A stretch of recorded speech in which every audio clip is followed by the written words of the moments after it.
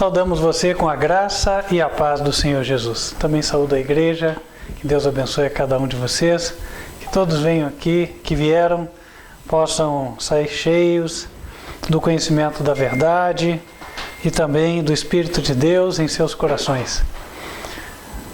Hoje estamos num final de ano, é o penúltimo sábado do ano praticamente. E eu sei que em ocasiões como estas, normalmente as pessoas refletem um pouco sobre o que aconteceu durante o ano, fazem uma retrospectiva, pesam os acontecimentos, eventualmente fazem novos planejamentos para o próximo ano, estabelecem metas. Ou seja, trata-se de uma época em que, em algum momento, as pessoas interrompem aquela corrente assim de correria e aí elas meditam. Posso assegurar a vocês que seria bom que sempre fosse assim, porque a Bíblia nos aconselha a vigiar e orar, né? Um vigilante descuidado não seria um vigilante, certo? Então, o vigilante, o próprio nome, ele já traz a ideia de que é uma pessoa atenta, observadora, perspicaz, né? Que discerne as coisas, está avaliando, ponderando e decidindo. Hoje, nós vamos falar sobre o futuro do povo de Deus, conforme revelado na Escritura. É uma mensagem muito pertinente para nós. Eu me lembro, muitos anos atrás, na época em que eu assistia à televisão, hoje isso é muito raro, mas fim de ano, o que existia eram aqueles prognósticos para o futuro, não é assim? Aí tinha lá uma pessoa lá numa mesa, né, outra com a bola de cristal, outra com baralho na mesa, enfim, cada um dizendo o que achava que ia acontecer. Mas nós temos a segura palavra da profecia, que não falha e vai nos dar a direção certa. Antes de começarmos, nós vamos fazer aquilo que o Senhor nos ordenou, conforme está escrito em Malaquias, capítulo 3. Malaquias, capítulo 3, versículo 10. Ali a Bíblia diz: trazei todos os dízimos à casa do tesouro, para que haja mantimento na minha casa, e depois fazei prova de mim, diz o Senhor dos Exércitos, se eu não vos abrir as janelas do céu e não derramar sobre vós uma bênção tal que dela vos advenha a maior abastança. E por causa de vós repreenderei o devorador, para que não vos consuma o fruto da terra, e a vide no campo não vos será estéril, diz o Senhor dos Exércitos. Como esta promessa é necessária nos nossos dias. O tal do devorador tirando o que é nosso. E o devorador está vindo de diversas formas, né? Às vezes vem até amparado mesmo pelo código de normas, né? Outro dia eu contei a vocês há pouco, né? Num determinado país lá, instituíram o imposto Covid. A igreja tem que pagar. Tem que pagar por quê? Não, porque a Covid existe. Então ela tem que pagar pensando na saúde dos seus membros. Eu confesso que eu tive dificuldade de entender a relação de uma coisa entre outra, né? Mas há muitas coisas que... Porque estavam dizendo que a igreja juntava público e disseminava a doença. Ok, estão dizendo aí que a igreja traz aglomerações. Mas é interessante, fosse assim, então o comércio tinha que pagar, o supermercado tinha que pagar, né? O cinema tinha que pagar, o shopping tinha que pagar, a companhia do ônibus tinha que pagar, né? E interessante é isso, né? E outra coisa que também é interessante é porque, via de regra, o cuidar da saúde já é um dever do Estado. Já existem impostos específicos cuja destinação é dada para este efeito, né? Então, esse é um dos muitos exemplos que nós poderíamos citar de como assim nós vamos sendo devorados. Afora a ação dos homens ímpios, dos ladrões, dos bandidos, isso aí já é pano comum. Fato é de que Deus se propôs a nos abençoar mediante uma fidelidade a um plano que Ele estabeleceu. E se há uma ocasião na qual nós podemos meditar naquilo que Ele nos fez e entregar a Ele o tributo de gratidão, é essa. E por quê? Ora, as pessoas não param agora, não dizem, as pessoas dizem, não digo eu, as pessoas não dizem que vão comemorar o nascimento do Salvador, o Senhor Jesus? Investe-se dinheiro nisso, não é verdade? A mesa estará farta para muitos, né? A casa terá uma árvore, que embaixo terá uma série de presentes, todos eles custam. Olha como se investe. E muitas vezes se investe para pagar para filhos mal criados, né? Que nem respeitam os pais, não dão a mínima para os pais, e aquilo cumpre-se quase como uma formalidade, não é assim? As pessoas não se falam o ano inteiro, mas ali tem que cultivar a política da boa vizinhança, todo mundo vai sentar na mesma mesa. O que eu estou falando hoje é pão comum em muitas famílias, talvez a maioria. Todas as famílias têm as suas rusgas internas, não é assim? Então, meus queridos irmãos, note que para as pessoas que não fazem nada por merecer, nós colocamos a mão no bolso, pagamos, compramos, e depois nos sentimos como que obrigação cumprida, não é assim? Agora, para o nosso Salvador, que morreu por todas as almas, para que elas sejam salvas, o que é que nós fazemos em prol dos seus interesses? Quais são os interesses de Jesus? João 3,16. Deus amou o mundo de tal maneira que deu o seu Filho unigênito para quê? Qual o propósito? Todo aquele que nele crê não pereça, mas tenha a vida eterna. Então nós vemos que o interesse de Deus e de Jesus é que as pessoas recebam a mensagem da salvação e tomem decisões para se salvar.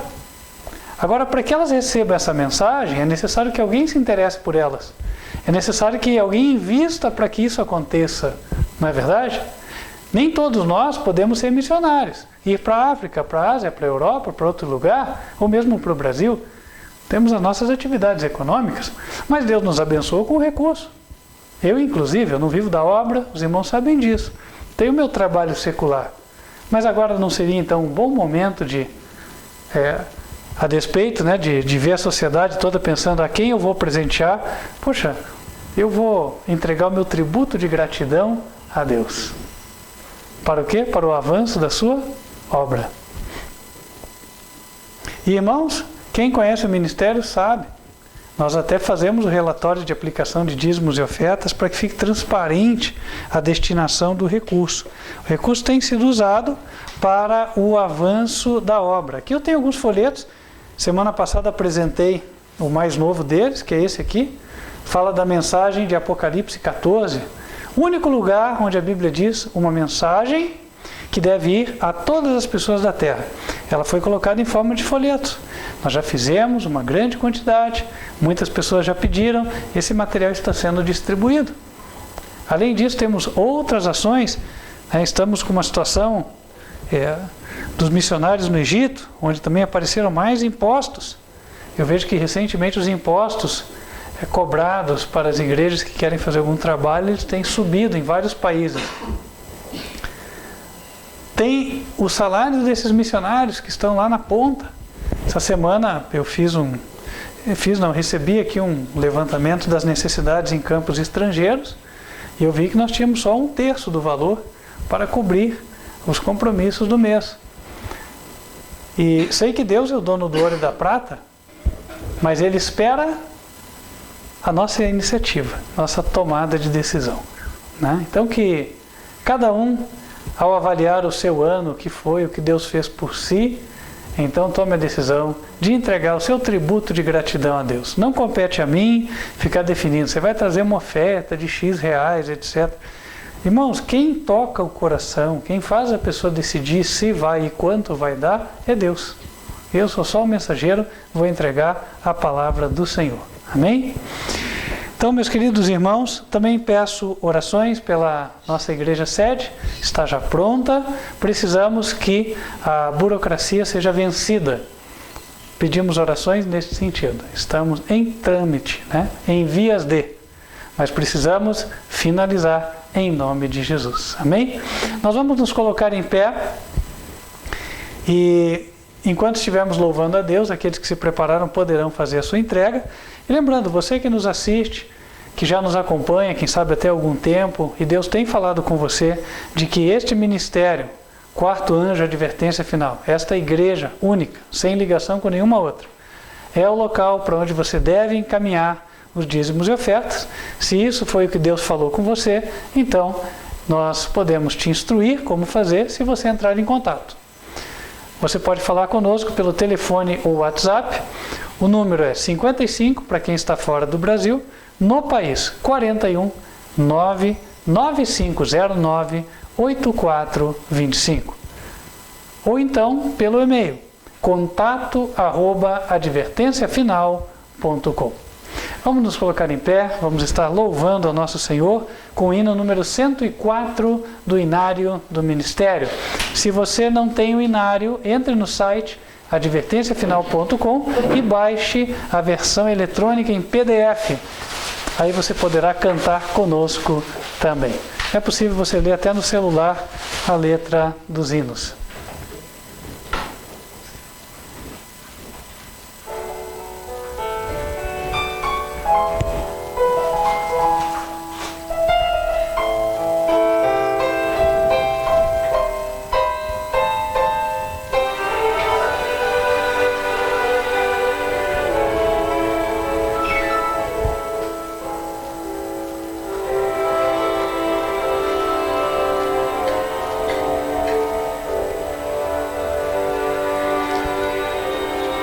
Meu melhor momento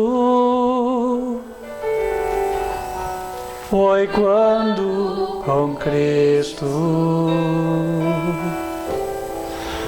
tive um encontro que jamais esquecerei. Da vida cansado, no mundo perdido, então a sua doce voz eu escutei.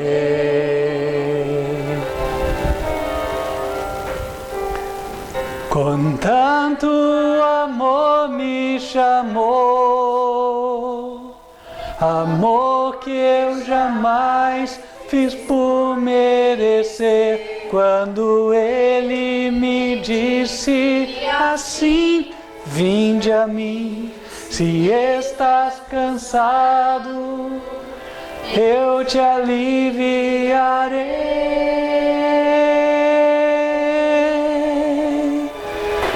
Com tanto amor me atraiu, com tanto amor que eu não resisti, chorando minha vida a Ele entreguei.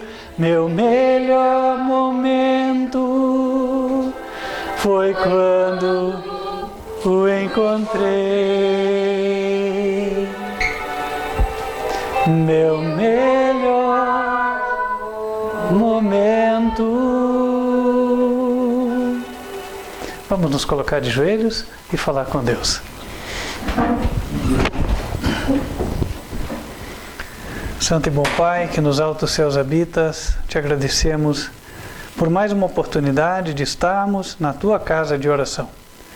Agradecemos porque o Senhor tem abençoado as nossas atividades econômicas, de forma que estamos hoje bem vestidos, também temos condições de suster os nossos lares, e também tens abençoado o teu povo para que possa trazer o tributo de gratidão, dízimos e ofertas à arca do tesouro. Pedimos, ó Pai, que o Senhor abençoe o teu povo. Estamos finalizando um ano. Agradecemos pelo que fizeste e pedimos desde já que o Senhor abra as portas para o próximo ano. Pedimos, Senhor, que abençoe também os administradores desta obra, que eles sempre carreguem em seus corações o temor, o respeito, a reverência pelo Senhor e a tua causa.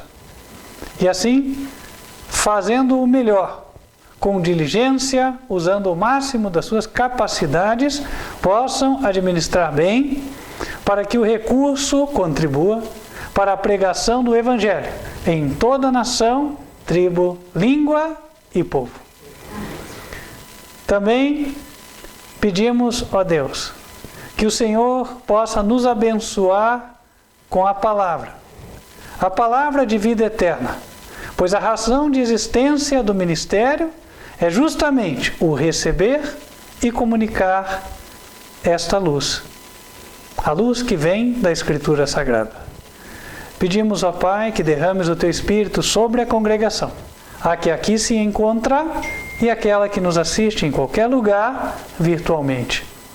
Em especial, que o Senhor me unja também com o Teu Santo Espírito, para que não seja eu, e sim o Senhor Jesus, o Teu Filho amado, a falar com o Teu povo. Pedimos estas bênçãos em nome de Cristo Jesus. Amém.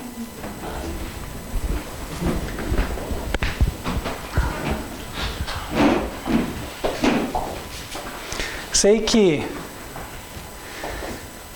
este sábado é o último antes da famosa data do Natal. Adianto aos irmãos que nós não comemoramos o Natal. E por que é que nós não comemoramos o Natal? Porque a Bíblia, do Gênesis ao Apocalipse, em nenhum lugar ela diz que devemos comemorar a data do nascimento de Jesus.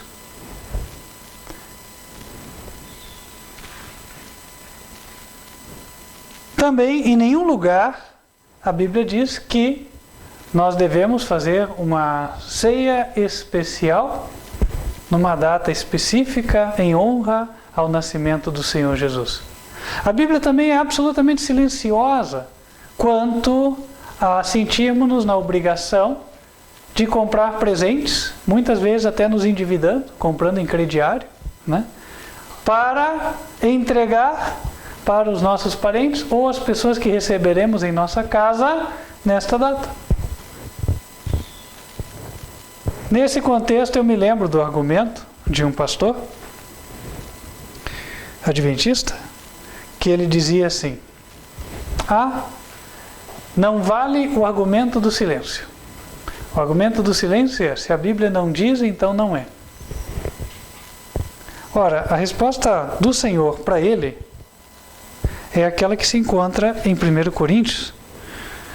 A postura dele foi como aquele que quer ganhar um debate e já procura logo de antemão estabelecer as regras. Mas em 1 Coríntios, capítulo 4, verso 6, Deus diz para todos nós: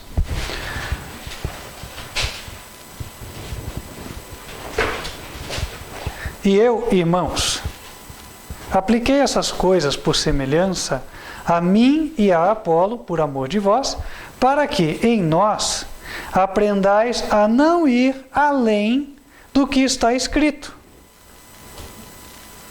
Então a palavra de Deus é clara: não vá além do que está escrito. Se a Bíblia é silenciosa quanto àquilo, então não é e acabou. Não tem nem espaço para discussão. E aí ele termina: não façam isso, não vos ensoberbecendo a favor de um contra o outro. Quer dizer, sair do que a Bíblia disse e tentar justificar é só uma manifestação da soberba do homem. Então, meus queridos irmãos, fechando o ponto, não comemoramos o Natal. Por quê? Não é porque queremos ser emburrados, não é porque o crente é fanático, não é porque o crente é contra os momentos felizes ou contra as reuniões familiares. Muito pelo contrário. O crente é aquele que deve honrar o pai e a mãe. O crente é aquele que deve amar o próximo. O crente é aquele que está presente nas necessidades dos seus familiares sempre que as necessidades surgem. Mas o crente não deve e não tem nenhuma obrigação diante de Deus de fazer o politicamente correto numa data específica porque é tradição fazer.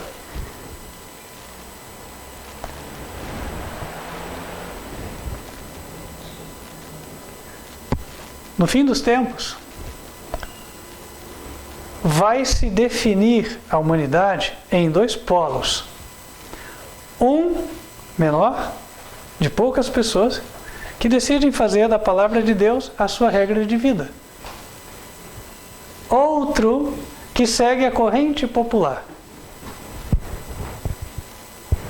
E quando Jesus vier buscar aqueles que são seus, desnecessário é, creio eu, enfatizar qual dos dois grupos será levado e qual dos dois grupos será deixado. Jesus disse ao diabo certa vez: nem só de pão viverá o homem, mas de toda a palavra que procede da boca de Deus. Hoje nós vamos falar do futuro que está reservado ao povo de Deus. E um pouco do que tratamos nessa introdução vai poder ser melhor explorado lá para frente, tá? Eu já adianto que Deus se propôs a tirar de nós, não só de nós, povo, da sociedade em geral, Ele vai tirar muitas coisas que desviam a nossa atenção do que realmente interessa. A experiência não vai ser das melhores, vai ser triste, vai ser amarga, mas para um bom propósito. Em Apocalipse capítulo 6, primeiro nós vamos nos posicionar no contexto profético onde nós estamos hoje. Em Apocalipse capítulo 6, no versículo 5, a Bíblia começa falando sobre o terceiro selo. E havendo aberto o terceiro selo, ouvi o terceiro animal dizendo: vem. E aí, na sequência, no versículo 6, ainda dentro do terceiro selo, ele diz: e ouvi uma voz no meio dos 4 animais que dizia. Então, o que a voz falava? Uma medida de trigo por 1 dinheiro e 3 medidas de cevada por 1 dinheiro. E não danifiques o azeite e o vinho. Outras versões da Bíblia, em vez da palavra dinheiro, trazem denário. O denário era o valor de uma diária. Então pense lá o valor da diarista que vai em casa. 150? Não sei se hoje já chega a R$200, estou por fora, né? Mas enfim, o valor da diária. O que a Bíblia está dizendo aqui é o seguinte: aquilo que se levanta trabalhando uma diária, dá para comprar só a comida do dia. Porque esta palavra medida, uma medida de trigo, era aquilo que a pessoa podia comer durante um dia. Então a Bíblia aponta um tempo onde as coisas ficarão tão caras que muitos mesmo, para assim dizer, a média da população vai trabalhar para comer e só. Detalhe, isso foi escrito há cerca de 2000 anos atrás. E não preciso nem me deter muito sobre isso, né? Acho que todos acompanharam a curva de preços esse ano, viram como as coisas andaram e ficaram muito mais caras. Cada vez que a gente vai no mercado, volta mais assustado, que as coisas estão mais e mais caras. Outro dia eu levei 3 sacolinhas de frutas, verduras, R$60. Absurdo. Absurdo total. Né? E o salário mínimo está o quê? 1.100 já foi, né? 1.100. Então pense, a pessoa que ganha salário mínimo vai comer só. E daqui a pouco vai ter até dificuldade para isso. Então nós estamos no terceiro selo do Apocalipse. O Apocalipse ele traz revelações em 7 selos, são sequenciais. Então, se estamos no terceiro, o futuro é revelado no 4º, no 5º, no 6º e no 7º selos. Quando chega o 7º selo, lá em Apocalipse 8, diz assim, versículo 1: e havendo aberto o 7º selo, fez-se silêncio no céu quase por meia hora, e vi os 7 anjos que estavam diante de Deus, e foram-lhes dadas 7 trombetas. Versículo 6: e os 7 anjos que tinham as 7 trombetas prepararam-se para tocá-las. Então, nós vamos avançando aqui no tempo e chegamos lá no 7º selo. Quando esse selo é aberto, começa ou iniciam-se os toques das trombetas. Então é um novo período aqui.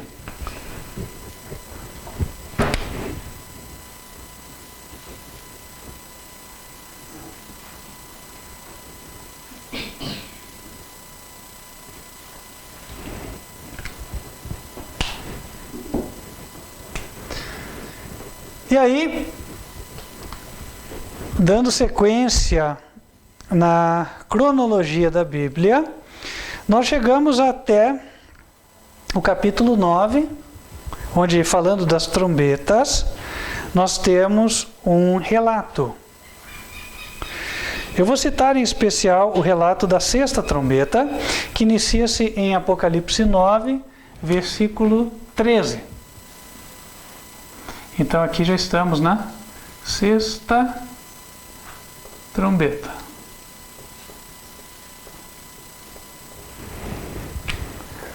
Vamos ler.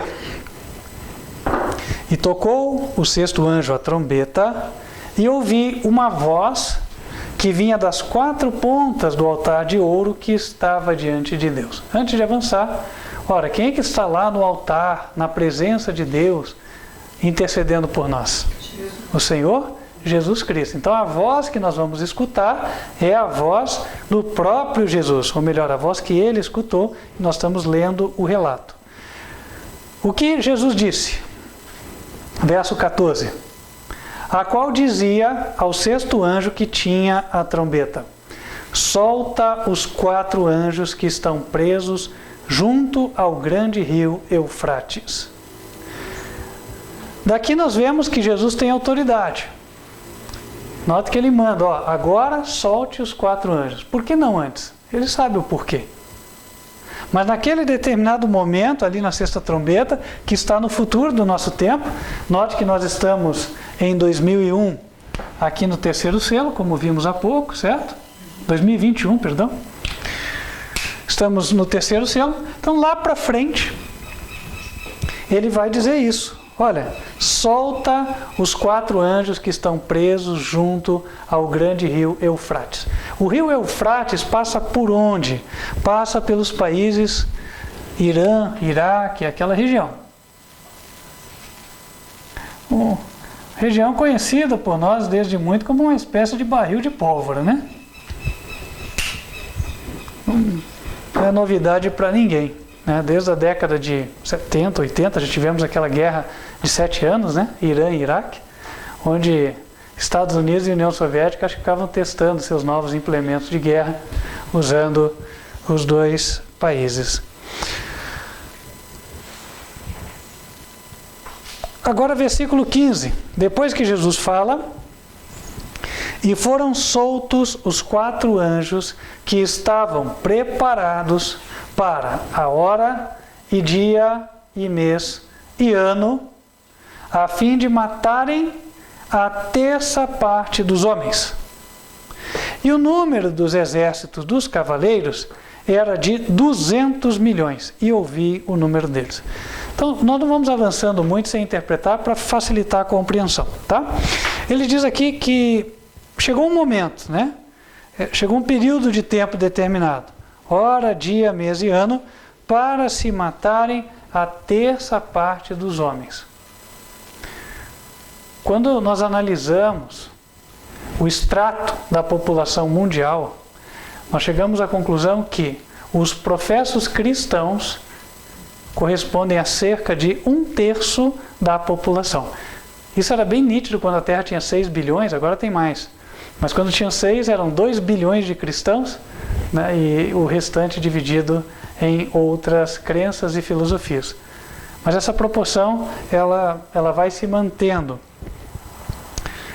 Portanto, quando nós vemos aqui uma hora para se matar a 1/3 parte dos homens, podemos entender. Isso é um ataque que será feito a nações professadamente cristãs. E aí é uma coisa que diz muito respeito a nós também, brasileiros, não só a nós, mas a outros países. Nós temos até um presidente que fala, negócio de Estado laico, nós somos um povo cristão. E é verdade, ainda que só por profissão, o povo brasileiro é cristão. A maioria acredita em Deus, não é assim? Acredita em Jesus.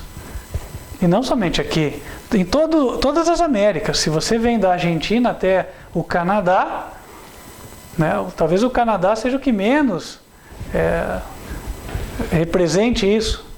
Mas dos Estados Unidos para baixo, não há o que se falar, cristãos, correto? Aí nós vamos para a Europa, vários países onde a religião que domina é a católica, onde também se dizem professadamente cristãos.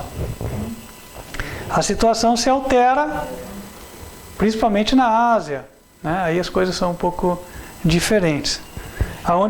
E a Ásia é onde se concentra a maior parte da população mundial. Existe uma janela lá no Oriente Médio, que é chamada Janela 240, onde você concentrava ali 1/3 da população mundial. O mundo árabe, né? Aqueles locais ali. Então, nós vemos um período, uma época apontada na profecia, onde os países professos cristãos serão atacados por um exército extremamente numeroso. Aqui diz, o número dos exércitos dos cavaleiros era de 200 milhões. E eu vi o número deles. Ora, não é difícil, a partir da análise da demografia mundial, né, ou seja, a população de cada país, nós deduzirmos da onde pode vir um exército desse tamanho. Quais são os países que têm população suficiente para produzir um exército desse tamanho? Né? Nós temos a China, que é o país mais populoso do mundo, né, com 1 bilhão e 300 milhões de habitantes, ou já foi 1 bilhão e 400, enfim, vai caminhando para 1,5 bilhão. Né? Nós temos Paquistão, quase 1 bilhão de pessoas também, e assim por diante.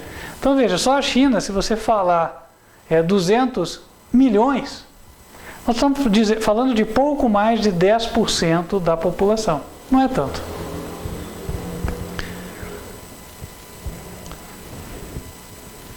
Outro ponto que nos chama a atenção está no versículo 17. E assim vi os cavalos nesta visão, e os que sobre eles cavalgavam tinham couraças de fogo, de jacinto e de enxofre. A cabeça dos cavalos era como cabeça de leão, e da sua boca saía fogo e fumaça e enxofre. E por estas 3 pragas foi morta a terça parte dos homens, isto é, pelo fogo, pela fumaça e pelo enxofre que saíam da sua boca. Ora, irmãos, acho que o desenho fala tudo nesse particular. Fogo, fumaça e enxofre. Então nós temos algo assim. Sai fumaça, sai fogo,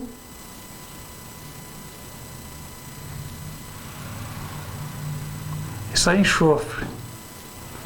O que isso aí parece, né? Parece um tiro, é arma de fogo, né? Vocês já viram como é que aparece na câmera da televisão a arma de fogo? Quando sai o tiro, você vê aqui bem iluminado, né? Depois, eventualmente, uma fumaça. Então, fogo, fumaça e enxofre. Isso aqui é armamento, né? Armamento de guerra. Então, nós vemos que eram muitos e tinham muito armamento e armamento pesado. E para entendermos melhor esse contexto, eu vou falar um pouquinho para vocês daquilo que aconteceu no passado, porque essa profecia já se cumpriu uma vez no passado. E analisando o passado é fácil entender o futuro, tá? Mas antes de irmos para o passado, nós temos só que esclarecer mais um ponto, o qual nós só passamos por alto. Está no versículo 15. Qual o período de duração desta supremacia em guerra desses cavaleiros? Então diz ali, versículo 15. Eles estavam preparados para a hora e dia e mês e ano, a fim de matarem a terça parte dos homens. Então, olhem para o quadro um pouquinho. nós vamos colocar o que a Bíblia disse. Ela falou de hora, dia, mês e ano. A construção do texto no original, ela não dá a ideia que aparenta aqui no português, né? Parece assim, no exato momento, ou seja, nessa hora do dia tal, do mês tal, do ano tal. Não é assim, tá? No original, a ideia de construção do texto, do grego, ela é a soma dos tempos. Então nós temos 1 hora de tempo somada a 1 dia e etc. Depois 1 mês de tempo e 1 ano de tempo. Então vamos lá, o ano. O ano, no contexto bíblico, quantos dias ele tem? É equivalente ao calendário lunisolar, que a gente chama, né? São meses de 30 dias, 12 meses, 360 dias, tá? O mês, até já falei, cada mês considerado são 30 dias. Um dia, não preciso nem explicar. 1 hora, uma fração do dia, certo? 1/24 do dia. Então nós temos, fazendo a soma, 3 aqui, aqui 3 e 6 são 9, 1 com 0, 391 dias, mais 1 hora.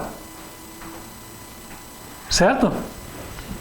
Então, esse é o período de supremacia do exército chinês nesse contexto da sexta trombeta. Nós já vamos explicar isso em maiores detalhes, tá? E por óbvio, a China não está sozinha, nós já vemos que ela tem os seus aliados, né? Hoje em dia diz que o Talibã está se unindo com a China, está havendo uma aproximação, e nem sabemos se é uma aproximação de agora ou se já existia antes e só agora está ficando manifesto, né? Entre Irã e China. Outra parceria que já existe, Rússia e China, eram inimigos históricos, mas recentemente têm se comportado como parceiros. Então está se formando um bloco mesmo, de regimes totalitários que estão consolidando-se em alianças que eventualmente podem gerar um exército muito poderoso. Agora vamos falar um pouquinho do passado para entendermos melhor esse contexto, tá?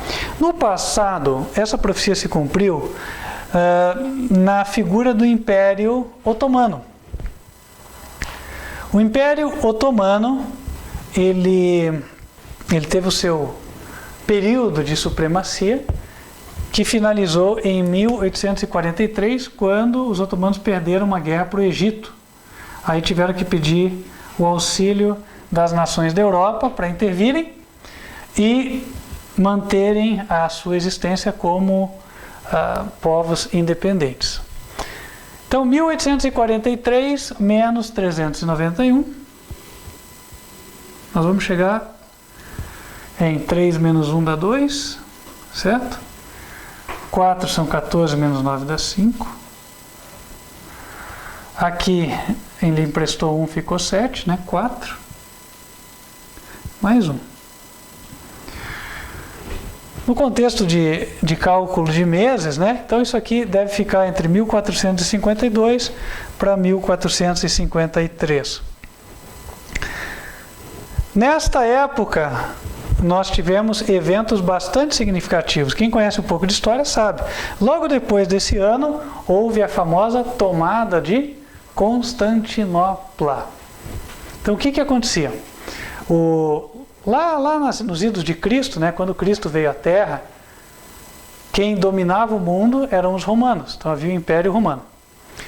Passados alguns séculos, ocorreu o chamado cisma da Igreja Católica, porque daí o Império Romano decaiu, substituiu o Papa de Roma, certo? E ele continuou tendo poder político sobre as nações da Europa, que naquela época não estavam exatamente divididas como hoje. Existia o Sacro Império Germânico, existia também o Reino da Espanha, que era bastante forte, bastante influente, né? Existia o Reino da França, que rivalizava, né, com ambos. Tinha também o Reino da Bretanha, da Inglaterra, e os demais eram povos mais fracos, pequenos países ali que muitas vezes eram tributários, subservientes a estas grandes potências, né? Estou deixando o leste europeu um pouquinho de lado. Então, o que aconteceu foi, essas nações, elas tiveram oportunidade de receber a palavra do Senhor, né? Só que elas rejeitaram. E aí, ao rejeitarem, coisas começaram a acontecer. Nós vamos encaixar aqui vários eventos na história. Então, quando houve o cisma da igreja, essa parte que eu comentei, que é da Europa Ocidental, ela ficou ali vinculada ao Papa de Roma, então a Igreja Católica Romana. E a parte oriental, ela ficou vinculada à Igreja Católica Ortodoxa, né? Tanto que até hoje a religião na Rússia, por exemplo, é a religião católico-ortodoxa, e não somente da Rússia. Aqueles países que compuseram a União Soviética, todos eles têm influência ortodoxa. E a influência ortodoxa também se faz sentir, né, em partes ali, aquele início da Ásia, a partir da Europa e da Rússia. Então, ocorria que os árabes que se organizaram, né, depois quando veio o Império Otomano, eles trouxeram a tecnologia das armas de fogo, que tinha sido descoberta pelos chineses, e desenvolveram armas de fogo. E também desenvolveram uma cavalaria muito eficiente. Eu lembro até de estudar no 2º grau a história da cavalaria Una. A cavalaria Una ela era muito rápida, e por quê? Porque ela não parava. Então eles não cavalgavam cavalos, eles cavalgavam éguas. E o cavaleiro, para ele se alimentar, ele simplesmente se virava para baixo do cavalo e mamava na égua, né? Depois ele subia de novo e continuava, né? Então até o professor brincava, falava, quando o atalaia da cidade ia falar, olha, os hunos estão chegando, os hunos já tinham passado. Não dava nem tempo, né? E com isso eles iam arrasando os locais onde eles iam entrando. De tal forma que os otomanos foram conhecidos como o açoite da época. E quando foi em 1453, se não me falha a memória, eles trouxeram vários canhões, que era uma inovação em termos de arte de guerra, para atacar Constantinopla. O Império Romano do Ocidente já estava bastante enfraquecido, e as pessoas que tinham um pouco de perspicácia conseguiam ver que ele não ia durar muito tempo. De fato, com aqueles canhões, eles conseguiram derrubar os muros de Constantinopla, que eram contidos como inexpugnáveis. O que era um muro inexpugnável? É um muro intransponível, que garante perfeita segurança para quem está lá dentro, né? Mas começaram a dar tiro de canhão no muro, o que acontece?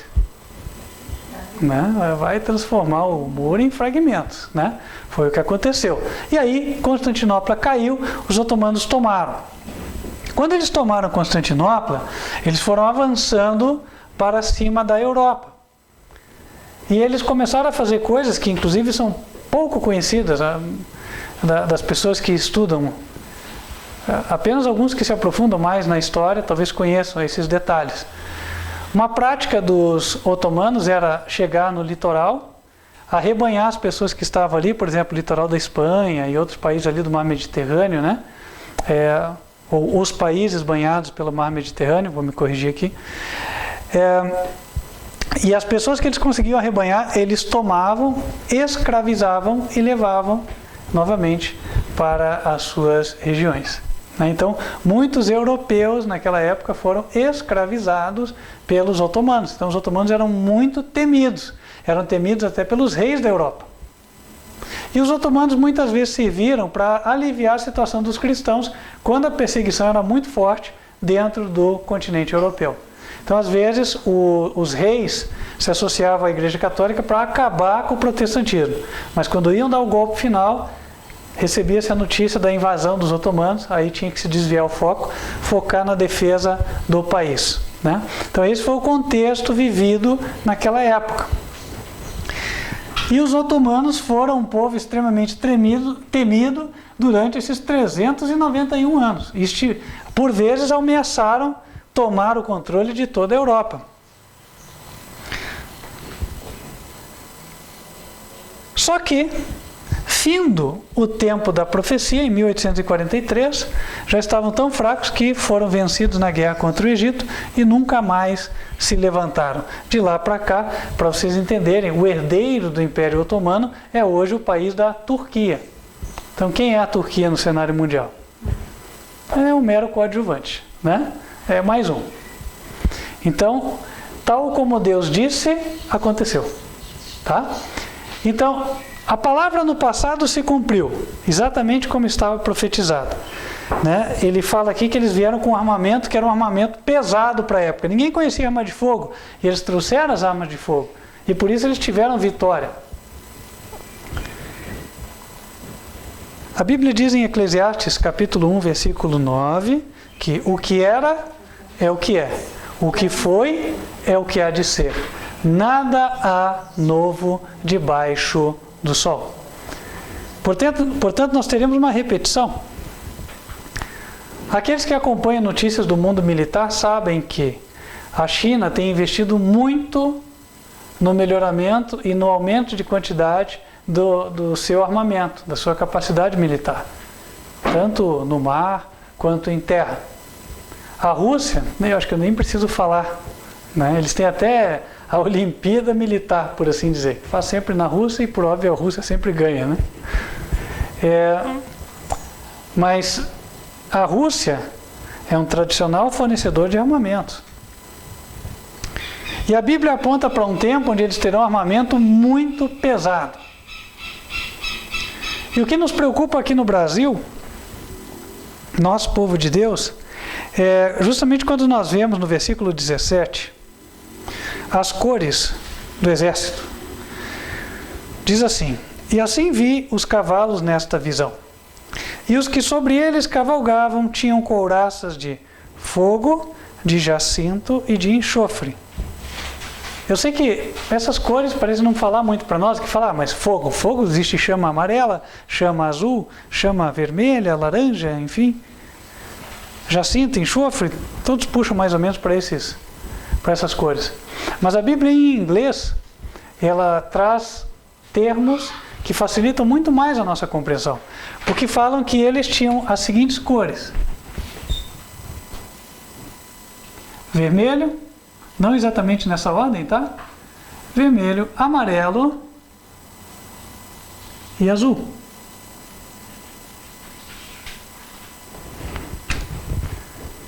Se alguém tiver curiosidade, pegue o seu celular, né? Pode ser em casa.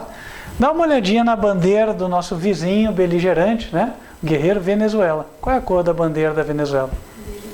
Exatamente essa. É a soma dessas três cores, né? E é o país que tem sido auxiliado em termos militares por estas potências todas que nós citamos aqui. China, Rússia, Irã.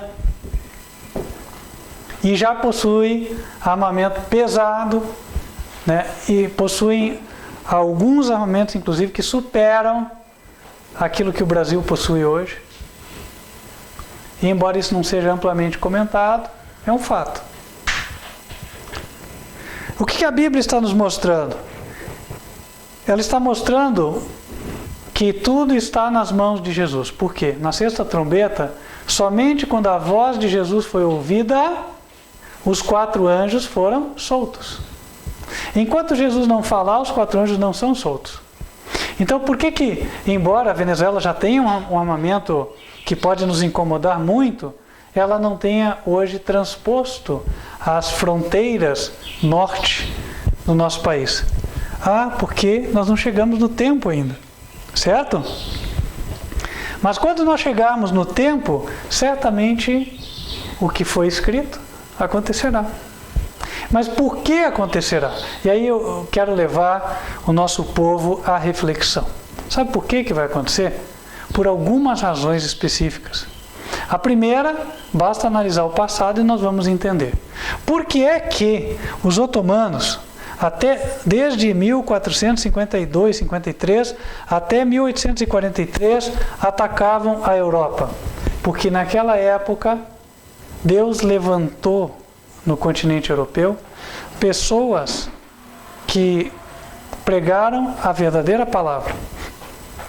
Martinho Lutero, da época de 1500. Na mesma época é Zwinglio, na Suíça. Então nós tínhamos Lutero na Alemanha, Zwinglio na Suíça, aí tínhamos o Ecolampadius, era um pouco menos conhecido. Tínhamos também dois irmãos na Dinamarca, Olaf, não me lembro o nome do segundo, que também, mais ou menos na mesma época, levantaram a bandeira do Evangelho na Dinamarca. Nós tivemos a pregação acompanhando a França, que acabou rejeitando, tem o Bercan, que era inclusive um nobre, era da família dos nobres, acabou sendo assassinado, era um protegido do rei, mas quando o rei se ausentou, a igreja foi e sacrificou ele em praça pública. Né? Nós tivemos também muitos mártires caindo na Suíça. A Suíça, se vocês pararem para analisar o hino nacional da Suíça, vocês podem ver que é um hino baseado em princípios protestantes. Eles dizem que é um povo livre e tudo. É muito interessante o hino deles. Quem tiver curiosidade, um dia pesquisa na internet e vai ver. Mas é um país que frequentemente sofria incursões dos exércitos católicos, e aí os protestantes se levantaram para tentar defender o território, e aí a razão das muitas guerras que ocorreram naquela época lá. Além disso, nós tivemos também o Evangelho sendo oferecido em outras nações naquela região. Posso citar aqui a Holanda, posso citar também a Espanha, a Bélgica. Só que, de forma geral, o Evangelho foi o quê? Rejeitado. Poucas nações se decidiram a favor da Europa. E é interessante que as nações que se decidiram a favor da reforma protestante são justamente as nações que são hoje consideradas como o melhor padrão de vida. Primeiro, a Alemanha, depois os países nórdicos, Dinamarca, Suécia, Noruega. Para quem tem a visão espiritual, não é difícil entender o porquê. Por que eles estão em melhor condição? Porque os princípios da Bíblia enobrecem a nação e abençoam a nação, quando são obedecidos. Agora, quando eles são trocados pelas tradições dos homens, que eram impostas pela Igreja Católica na época, ora, a tendência do homem, quando ele se afasta de Deus, é ele se degradar. E aí a condição de vida da sociedade vai cair. E essa também é a razão que explica a tremenda prosperidade econômica dos Estados Unidos da América. É uma nação que nasceu como nação protestante. Mas voltando ao nosso contexto, de forma geral, o Evangelho foi quase banido em várias épocas e ele era rejeitado. E quando ele era rejeitado, o que aconteceu por consequência? Deus permitiu que os otomanos invadissem, escorchassem os países europeus com alguns propósitos combinados. Um propósito específico é aliviar a situação daqueles que criam. Que não fossem as invasões dos otomanos, o protestantismo teria sido completamente erradicado da Europa. Como os exércitos tiveram que se dividir, então o golpe final não era dado. Esse é um ponto. O outro ponto é porque, ao ter que se preocupar com a vida e a defesa do território, os europeus deixavam de se preocupar um pouco com as superstições que eram tão comuns na época e com a frivolidade da vida. E agora vindo para os nossos dias. Por que o Brasil? Ora, meus queridos irmãos, tal como na época da Reforma, Deus aqui no Brasil deu uma luz, uma mensagem que não encontramos em nenhum outro lugar. Tenta buscar na internet onde você vai obter uma revelação bíblica como a que estamos estudando hoje aqui. Gasta um tempo para pesquisar, um dia ou dois pelo menos. E se você tiver muita dificuldade ainda assim não encontrar, você vai ter evidência de que ouviu a verdade aqui. Certo? Então Deus tem abençoado a nossa nação com luz. É nessa nação em que está sendo pregada a verdade com maior incidência. Agora, como é que o povo brasileiro tem reagido? O povo tem desprezado, desconsiderado a mensagem e muitas vezes desfeito e zombado dos seus mensageiros. E se o povo segue o mesmo que o povo europeu fez no passado, quais são os resultados que vai colher? Os mesmos resultados. Então a Bíblia está dizendo aqui na sexta trombeta, o que vai acontecer? O país há de ser invadido. E não só o Brasil, outras nações cristãs. Por quê? Também outras nações cristãs estão recebendo, não é só o Brasil. Elas estão recebendo o pão da palavra, mas de forma geral o povo tem aceitado ou está focado em outras coisas? Saia pela rua hoje para ver qual é o interesse do povo. Tem alguém interessado em, olha, eu estou pedindo estudo bíblico, eu queria alguém que me explicasse a Bíblia porque eu não entendo. É isso que nós estamos enxergando na rua? Não. Nós estamos vendo as pessoas agitadas de um lado para o outro, cada um envolvido na sua rotina e, em especial, agora buscando cumprir com a tradição do Natal. Não é verdade? Então, sabe o que Deus vai fazer? Por misericórdia das nossas almas, Ele vai permitir que venham tempos difíceis. Porque nos tempos difíceis, o supérfluo deixa de existir. Ninguém vai pensar, na festa que eu vou fazer. Porque agora eu tenho uma outra prioridade. E aí vai sobrar tempo para meditar em como a nossa vida é curta, como as coisas daqui são inseguras e não posso garantir o que eu tenho, né? E como a vida eterna é importante e tem valor. É tudo o que Deus quer. Porque até a Bíblia diz, de que vale o homem ganhar o mundo inteiro e perder a sua alma? Essa vida, ela é muito curta.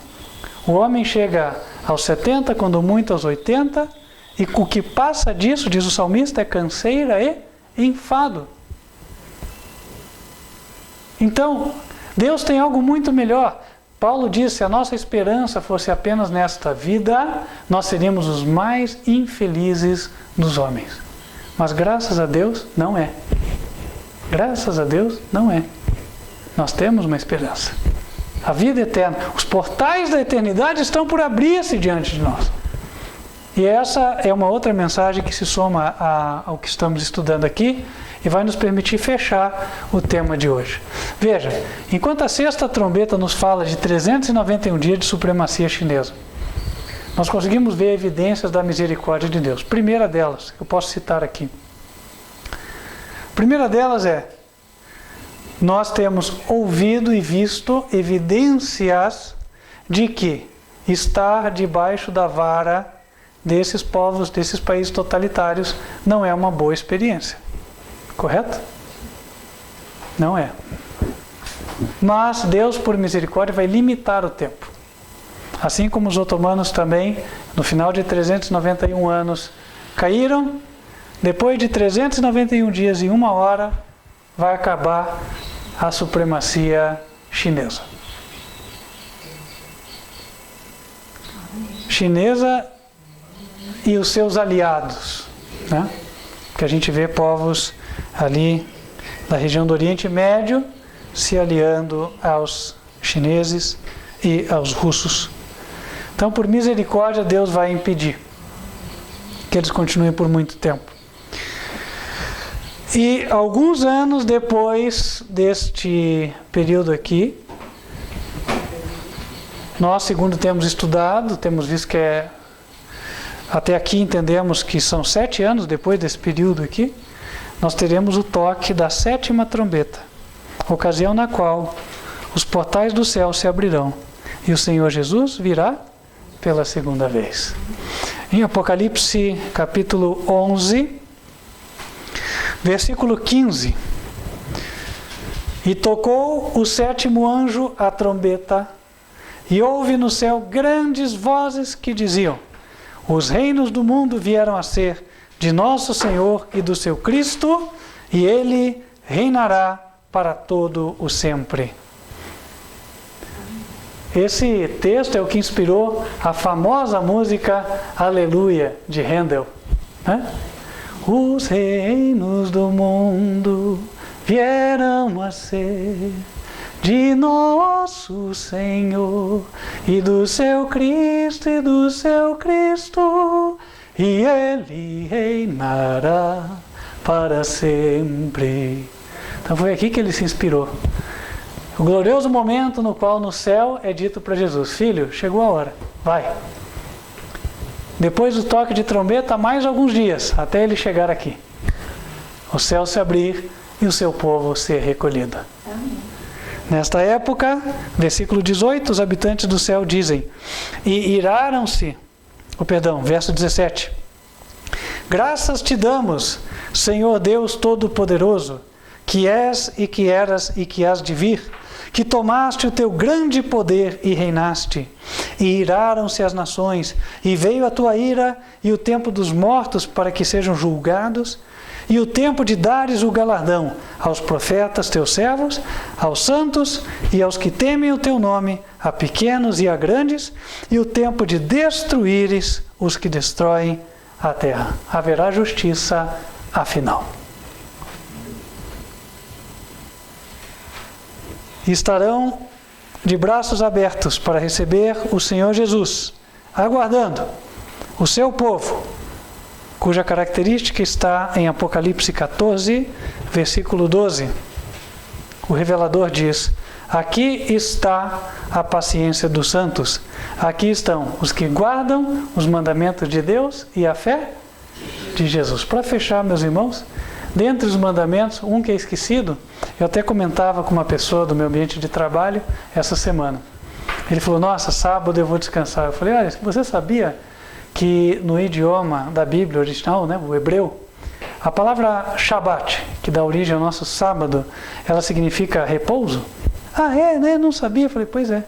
A gente precisa descansar. Eu falei: pois é, Deus prepara um dia, né? O hebreu, ele conta a semana da seguinte maneira: dia 1, que é Yom, depois dia 2, dia 3, dia 4, dia 5, dia 6, né? E repouso. Não é como nós, segunda-feira, terça-feira, né? Então é muito claro, não tem como ele entender diferente. Vem da própria origem da Bíblia, que o sábado é o dia de repouso de Deus. Não sem causa está no 4º mandamento, em Êxodo 20, versículo 8. E é por isso que Deus só põe a nota: lembra-te, já existia, lembra-te do dia do sábado para o santificar. 6 dias trabalharás e farás toda a tua obra, mas o 7º dia é o sábado do Senhor teu Deus. Meus queridos irmãos, sincero desejo do céu e meu é que quando o Senhor Jesus aparecer, por ocasião do toque da 7ª trombeta, todos nós estejamos de braços abertos, dizendo: este é o nosso Deus a quem nós aguardávamos. Na sua salvação esperaremos. Jesus vem em nome do seu Pai. Por isso este é o nosso Deus a quem nós aguardávamos. Que assim seja, né? Quem quer estar lá naquele dia? Amém, né? Amém. Em nome de Jesus. Vamos nos colocar de joelhos e falar com Deus.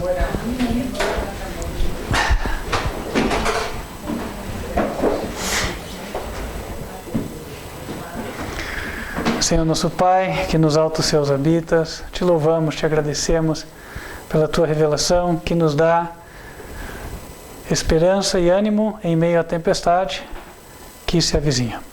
Pedimos, ó Pai, que o Senhor venha nos dar forças e que nossa mente esteja focada no final feliz, que já foi de antemão projetado para o teu povo fiel e obediente. Pedimos, ó Pai, que o Senhor possa perdoar os nossos pecados, remover de nós as nossas inclinações ruins e terrenas e nos deixar prontos para aquele grande dia. Não apenas nós, que aqui nos encontramos, mas todo o teu povo, daqueles que te temem, cujo coração está voltado a ti. Pedimos estas bênçãos agradecidos e que o Senhor continue conosco no restante deste dia. Em nome de Cristo Jesus. Amém. Amém. Nós queremos deixar o convite estendido para você estar nos acompanhando. Nossos cultos são transmitidos todos os sábados às 11 horas da manhã pelo site advertenciafinal.com. Lá você vai encontrar o link do vídeo para a transmissão. E também vai encontrar os demais vídeos. São mais de 1000 estudos em vídeo que estão disponíveis. Aproveite enquanto há tempo de liberdade religiosa. Eu digo para vocês desde hoje que esse tempo é limitado. não vai estar disponível para sempre. Então, faça bom uso do material enquanto você pode. Também, para quem tem crianças, você pode colocá-las para assistir cada sábado, 15 para as 10 da manhã, a Escolinha Advertência Final. Também, se você quiser receber estudos bíblicos, se Deus tocou o teu coração e falou, nossa, gostei dessa palavra, quero aprender mais, entre em contato pelo WhatsApp. Tome nota. Se você está fora do Brasil, diz que 55. Se está no país, diz que apenas o que vou falar daqui para frente. 41 99509 8425. Venha, o céu está esperando por você. Nós vamos ficando por aqui, mas antes gostaria de invocar as bênçãos do Senhor sobre a tua vida. Para isso, convido você que está longe, feche os teus olhos. Para a igreja local, vamos nos colocar em pé. Que o Senhor te abençoe e te guarde. Que o Senhor faça resplandecer o seu rosto sobre ti e de ti tenha misericórdia. Que o Senhor levante sobre ti o seu rosto e te dê a paz. Amém. Que Deus te abençoe. Espero que, se for a vontade dele, estejamos juntos na próxima oportunidade. Até lá.